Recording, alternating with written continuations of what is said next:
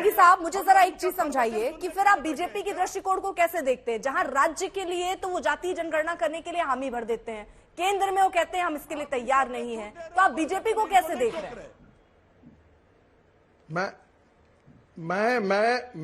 मैं बिल्कुल कह रहा हूं, मैं आपने सही सवाल किया है। जनता दल और आरजेडी उसको पता है कि जातीय राजनीति उसके लिए अच्छी है, वो क्या कर रही है उसे पता है। बेशक देश का कवाड़ा निकल जाए, बिहार का कवाड़ा निकल जाए, और बिहार का कवाड़ा तो लालू प्रसाद यादव, भ्रष्टाचार के पर्याय लालू प्रसाद यादव कवाड़ा कर ही चुके हैं। लेकिन भारतीय जनता पार्टी को यह सोचना है कि इन कवाड़ पार्टियों के साथ खड़े होना चाहते हैं या नहीं होने चाहते हैं। ठीक है, राजीव रंजन जी। अरे तिवारी जी, पटांग बातें कर रहे हैं, हम कर रहे हैं, आपको पता है कि क्या उटपटांग बातें होती है? एक एक करके क्या पता है कि उटपटांग बातें क्या होती है? जरा मैं आप तीनों क्योंकि लगातार बोल रहे हैं इसलिए मैं आपके पास नहीं आ रही हूँ, मैं जरा नवल किशोर जी से पर जवाब लेना चाहती हूँ। नवल किशोर जी, क्या आप सहमति जताते हैं कि जातीय जनगणना अपनी सुविधा के हिसाब से केंद्र में रहते हैं तो हाँ कर देते हैं, राज्य में जाते हैं तो ना कर देते हैं? क्या एक बार फिर से नए सिरे से आप सोचने वाले हैं कि किस तरफ आपको आगे बढ़ना है, या अभी भी दुविधा में है आप? हमसे पूछ रही है जी। भारतीय जनता पार्टी दुविधा में नहीं रहती है। भारतीय जनता पार्टी गांव, गरीब, किसान, नौजवानों के पक्ष में रहती है। हम पुरुषार्थ बढ़ाने वाली पार्टी हैं, हम लोगों का पुरुषार्थ बढ़ाना चाहते हैं, हम लोगों को डिवीजन करना नहीं चाहते हैं। ये भाषण नहीं देना है, सवाल का जवाब सवाल को सुनकर दिया जाता है, जो पहले से तय किया है वही जवाब नहीं दिया जाता है।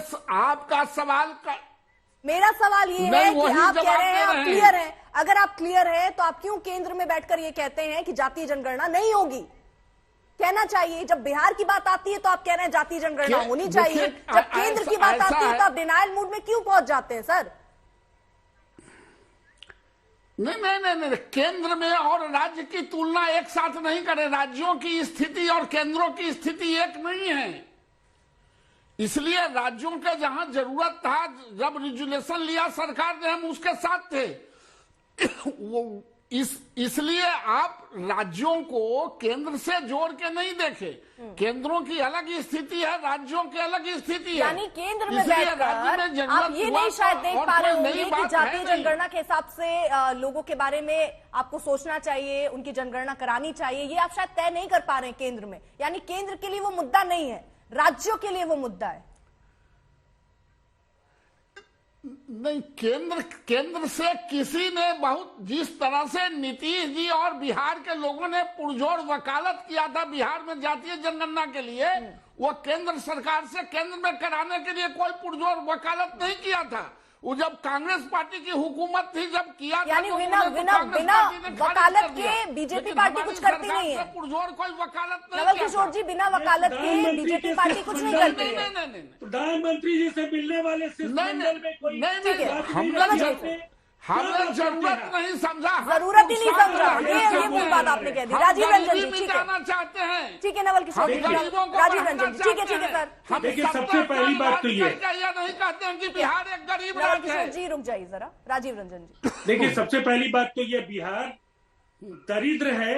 इसे दरिद्र बनाने वाले जो लोग हैं, संजीत राजी और नवल किशोर यादव की पार्टी के लोग, स्पेशल कैटेगरी स्टेटस चुनाव में जनता से वादे करेंगे और देने के समय में बदले दूध पिलाया जाता है, वैसे पी के नहीं सर, एक एक करके मैं फिर जवाब नहीं ले पाऊंगी। राजीव रंजन जी, आप अगर इसकी जिम्मेदार बताते हैं तो भूलिए मत, उनके साथ आप गए थे, राजीव रंजन सरकार बनाएगी आपने, ये मत भूलिए सर। एक आखिरी कमेंट में संगीत रागी जी से जाना चाह रही हूँ। सुरेंद्र राजपूत जी, जल्दी से 10 सेकंड में, बस समय कम है, आवाज कम कीजिए सबकी, आवाज कम कीजिए सर। तू मैं क्या सर, ये आप लोग बना एक पार्टी के प्रवक्ता के तौर पर आप लोग पहुंचे हैं सर, ये कोई मंच है तू मैं करने का सर? अपनी बारी में, अपनी बारी में बोलिए ना। संगीत रागी जी 10 सेकंड में। बिहार का यह दुर्भाग्य है कि अभी भी उन राजनेताओं के हाथों में वो है जो जाति पैमाने से बाहर उठ करके खड़े ही नहीं है। 21वीं सदी में जाने वाला भारत एक प्रकार की दुनिया की सबसे बड़ी अर्थव्यवस्था बढ़ने की तरफ है जा रही है, और ये दरिद्र वैचारिक तौर पर दरिद्र पार्टियां आज भी बिहार को जातीय राजनीति के पर्सनल अटैक नहीं। इसी नोट पर देखिए, क्योंकि जातीय जनगणना होनी चाहिए या ना होनी चाहिए, क्या वाकई जनता को सोचकर इस तरीके की कोई योजना लाई जाती है या इसके पीछे राजनीतिक लाभ छिपा होता है, ये एक बड़ा सवाल है।